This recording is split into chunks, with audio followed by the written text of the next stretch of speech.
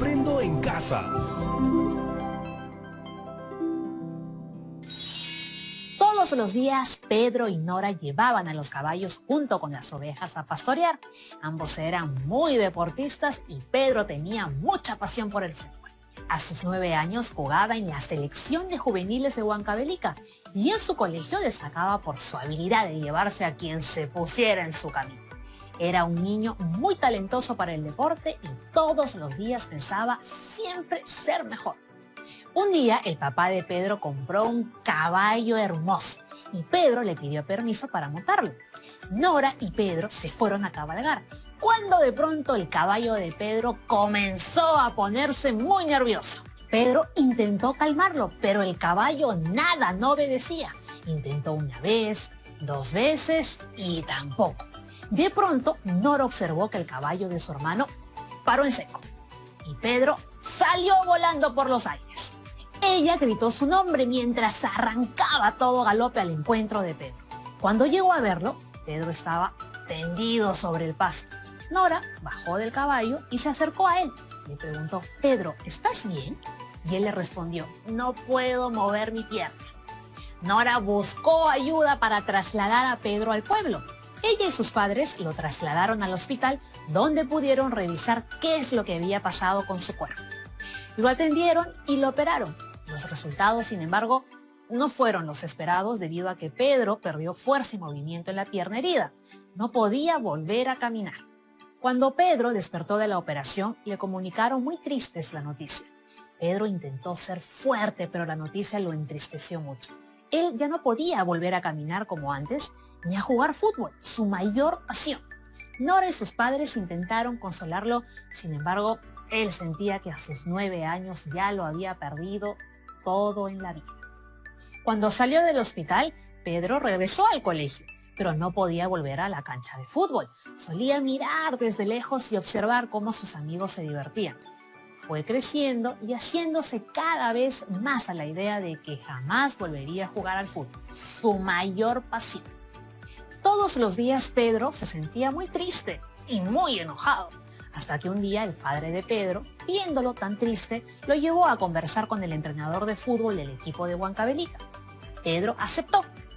El entrenador y él conversaron largo rato y Pedro pudo observar cómo el entrenador realizaba y ejercía su pasión por el fútbol sin necesidad de ser un jugador. A Pedro se le ocurrió una gran idea.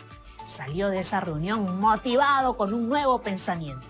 Él sentía que podía hacerle frente a la dificultad que le había tocado y aún así cumplir su sueño de vivir su pasión. Las cosas cambiaron para Pedro. Fue al colegio con más energía, compartía con sus amigos y tenía un objetivo en mente: volverse entrenador de fútbol. Hoy, Pedro es entrenador y tiene una academia de fútbol y un centro de entrenamiento para chicos con discapacidad.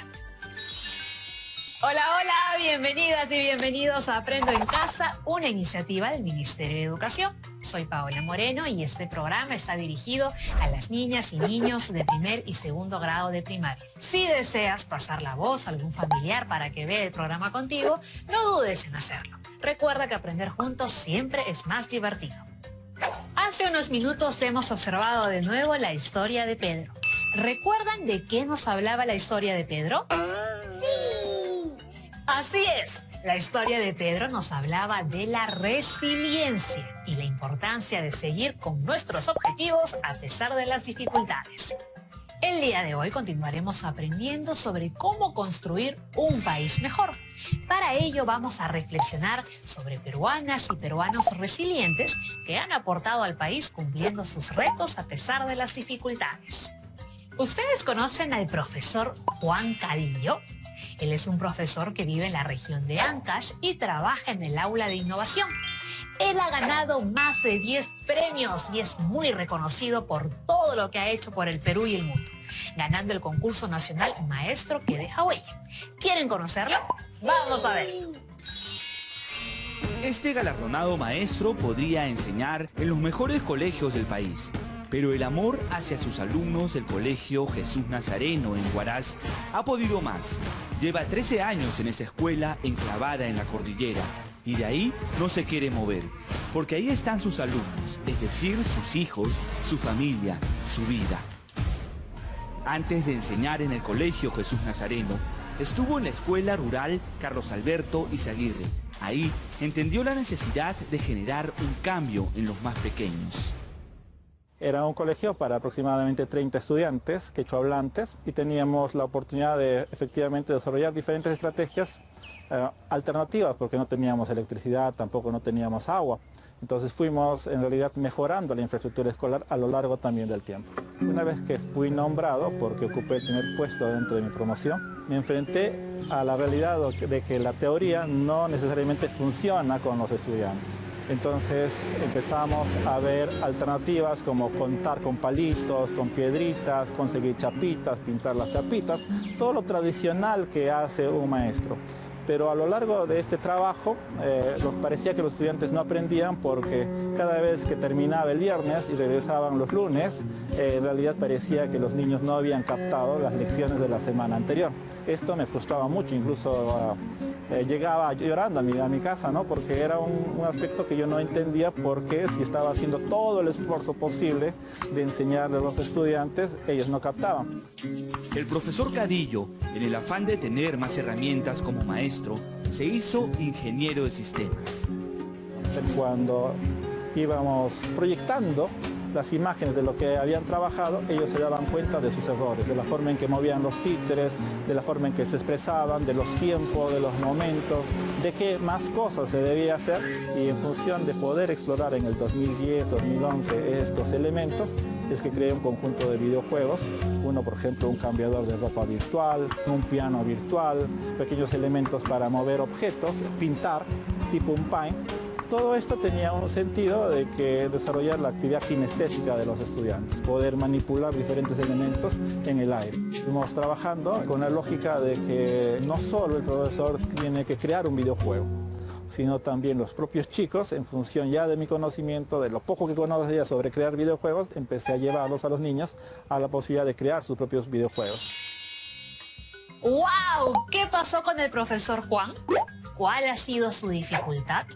El profesor Juan tenía la seguridad que estaba trabajando muy bien con sus estudiantes. Sin embargo, el resultado de los aprendizajes le demostraba que algo no iba bien. ¿Qué hizo entonces el profesor Juan? Él buscó nuevas propuestas. Por ello estudió Ingeniería de Sistemas y unió esta carrera a su trabajo como profesor. De esta forma, juntó la tecnología con su vocación en las aulas. El resultado, sus clases cambiaron totalmente. Se volvieron divertidas, creativas y mucho más entretenidas. Entonces creó un grupo de videojuegos para sus niñas y niños estudiantes. Estos juegos eran el cambiador de ropa virtual, el piano virtual, los elementos para mover objetos y la creación de cuentacuentos. A través de una cámara web y una computadora, todos sus alumnos han aprendido a tocar el piano, pintar hermosos lienzos e incluso jugar ping-pong. ¿Pueden creerlo? Y esto no es todo. Sus estudiantes también aprendieron a crear sus propios videojuegos. ¡Asu! Esto sí que es increíble. Por ello, las chicas y los chicos del Colegio Jesús de Nazareno de Ancash jamás se distraen y cada vez se interesan mucho más en sus cursos. El profesor Juan usa la tecnología para enseñar a sus estudiantes y de esta manera construir un país mejor. ¿Queremos nosotras y nosotros un país mejor? ¿A qué otras personas conocen que hayan luchado contra las adversidades para ayudar a nuestro país? Vamos a pensarlo por unos minutos y volvemos después de la pausa para compartir nuestras respuestas. ¡No se muevan!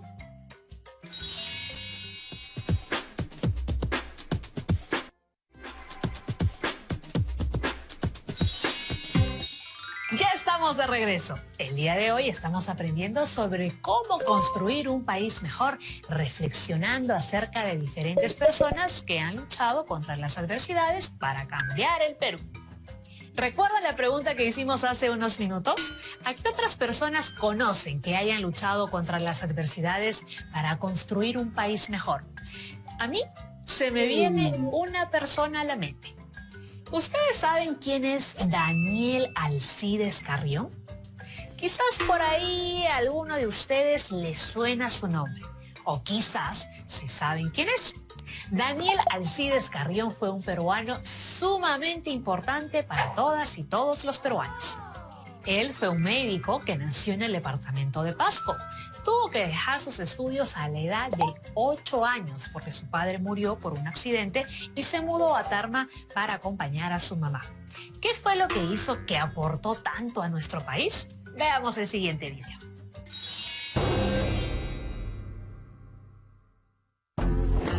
Daniel Alcides Carrión nació en 1857 en Cerro de Pasco, considerada una de las ciudades más altas de América.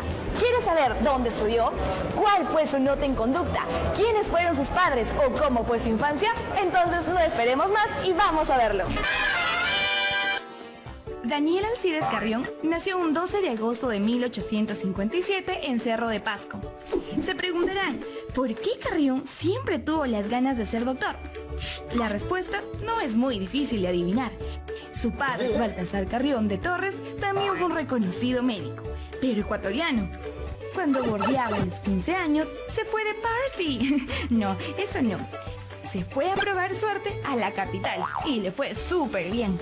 Tanto que ingresó al Colegio Nacional Nuestra Señora de Guadalupe, donde estudió la secundaria y fue destacado varias veces como excelente alumno.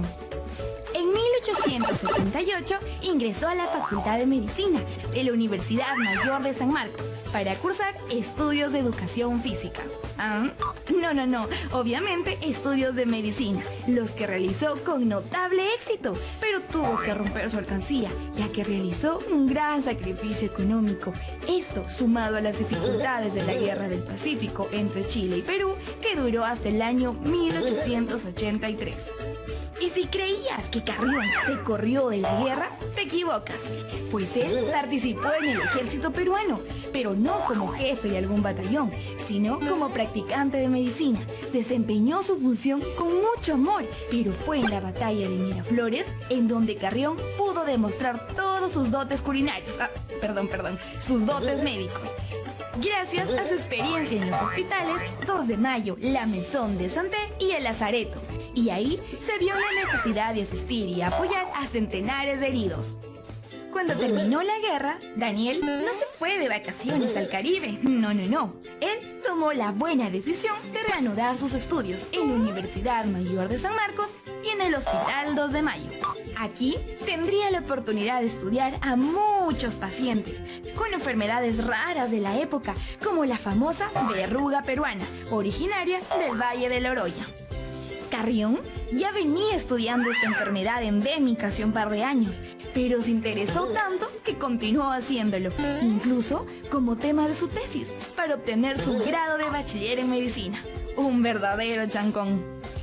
Llevado por su espíritu de investigación y nacionalismo científico, Carrión demostró que conocía como la palma de su mano los síntomas de la verruga peruana, pero al ver que médicos chilenos estaban investigando sobre dicha enfermedad, quiso esforzarse un poco más, y por eso tomó la drástica decisión de transmitirse a su propia persona la enfermedad de la verruga peruana. Para lograr su objetivo, Carrión tuvo el apoyo de su amigo doctor Leonardo Villar, jefe de la clínica. Acudió al Hospital 2 de Mayo muchas veces, ya que trató de que se realizara la transmisión de la enfermedad bajo su control, aunque Villar y muchas personas de su entorno le pidieron desistir de su decisión. Carrión, en el afán de conseguir su propósito, siguió fiel a sus convicciones. Por eso, se presentó un 27 de agosto de 1885 a la Sala Nuestra Señora de las Mercedes para tratar de contagiarse de la enfermedad. Al llegar allí, dijo en voz alta: «Suceda lo que sucediere, no importa, quiero inocularme». Estas inoculaciones fueron extraídas de la paciente Carmen Paredes, quien tenía un tumor verrucoso de color rojo. Su verruga era normalmente discreta. Cuando ocurrió la inoculación, se encontraban presentes el doctor Villar y sus alumnos de turno, quienes querían ver tan entusiasta acto. Increíble, pero cierto. Desde ese momento, Carrión agarró su diario y empezó a escribir una minuciosa historia clínica de su enfermedad. No esperaría más y el mismo 27 de agosto, después de su inoculación, escribiría: a los 20 minutos comenzaron a manifestarse algunos síntomas locales, tales como una comezón bastante notable, dolores pasajeros que desaparecieron a las 2 horas siguientes. Hasta el 17 de septiembre en la mañana no he tenido absolutamente nada. En la tarde de ese día he tenido un ligero malestar y dolor de la articulación tibio-tarsiana izquierda que me molestaba la marcha. Y es que la enfermedad se enfadaba y ya dejaba mostrar todos sus síntomas: calambres fuertes, fiebre con escalofríos, decaimiento, postración, dolores generalizados en la totalidad del cuerpo. ¡Guau! ¡Qué dolor! Dolores que va describiendo con brevedad y mucho rigor científico. Pasaban los días y nuestro héroe permanecía en casa de su madrina, comiendo mandarina, y no permitía que nadie lo visite. Solo personal autorizado, es decir, los alumnos calificados en esta enfermedad. El 22 de septiembre, Carrión no se encontraba esperando la llegada de la primavera. Ese día se daría cuenta de la aparición del primer síntoma diferente. Brotaría un tinte medio amarillo, y no de su cabello, sino de su cara. Eran como lesiones pequeñas, además de palidez en la piel. La anemia hacía su aparición para agravar aún más esta situación. El 26 de septiembre, Carrión ya no pudo más. Se sintió tan mal que escribió: a partir de hoy me observarán mis compañeros, pues por mi parte, confieso, me sería muy difícil hacerlo. Desde entonces continúan su historia clínica sus fieles discípulos: Casimiro Medina, Enrique Mestanza, Juliana Ace, Mariana Sedán, Manuel Montero y Ricardo Miranda. El 28 de septiembre sus compañeros se pronuncian diciendo: admirable es en verdad la marcha tan rápida en el que ha seguido la anemia, que a partir de este día domina por completo el cuadro sintomático. El 2 de octubre, Carrión, siendo consciente del estado en el que se encontraba, le dijo a sus compañeros: hasta hoy había creído que me encontraba tan solo en la invasión de la verruga como consecuencia de mi inoculación, pero ahora me encuentro firmemente persuadido de que estoy atacado de la fiebre de que murió nuestro amigo Orihuela. He aquí la prueba palpable de que la fiebre de la orolla y la verruga reconocen el mismo origen, como una vez lo oí decir al doctor Alaco. Esto causó asombro en sus amigos, que trataban de convencerlo de que se encontraba equivocado. Por eso, Carrión les dijo: les doy gracias a ustedes por su deseo, y siento decirles, no conseguirán convencerme de que la enfermedad que hoy me acosa no sea la fiebre de la orolla. Como vimos en el video, Daniel murió muy joven, a los 28 años, pero en esos cortos años hizo mucho por el Perú y el mundo. Fue practicante de medicina en el ejército peruano durante la guerra.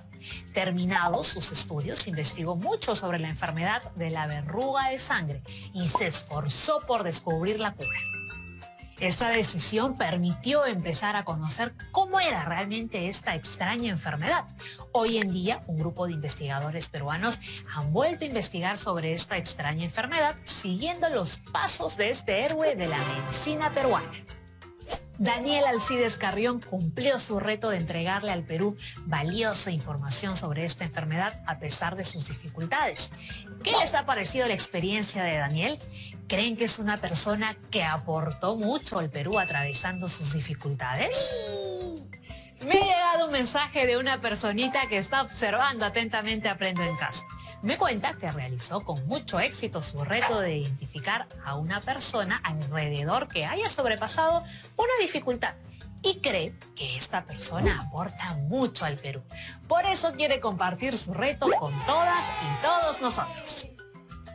Vamos a ver cómo le fue en su reto de las 2 semanas y de qué manera esta persona nos ayuda a construir un país mejor. Hola Paola, hola a todos, soy André Nicolás y hoy les voy a presentar mi reto de las 2 semanas. Para este reto yo escogí un texto sobre mi papá y hoy voy a hablar sobre su historia. Él logró alcanzar su sueño de ser parte de la Fuerza Aérea atravesando sus dificultades. Mi papá cuando terminó el colegio postuló a la Fuerza Aérea. Él tuvo que hacer muchos exámenes, entonces fue muy bien hasta que en el último falló. Mi papá se puso muy triste, pero mi abuelo lo animó diciéndole que estudió otra carrera. Entonces mi papá eligió la odontología. En la universidad conoció a mi mamá y se hicieron novios. ¡Yay! Luego de varios años, mi papá conoció a un coronel que también era odontólogo. Entonces, mi papá le contó su sueño. Y el coronel le dijo que si ese era su sueño, lo intentara una vez más. Fue así que mi mamá apoyó a mi papá a alcanzar su sueño. Y entonces mi papá ahorró y volvió a presentarse al examen. ¡Y aprobó! Entonces mi papá entró a los 26 años en la Fuerza Aérea y pasó por mucho tiempo en Pucallpa y Talara.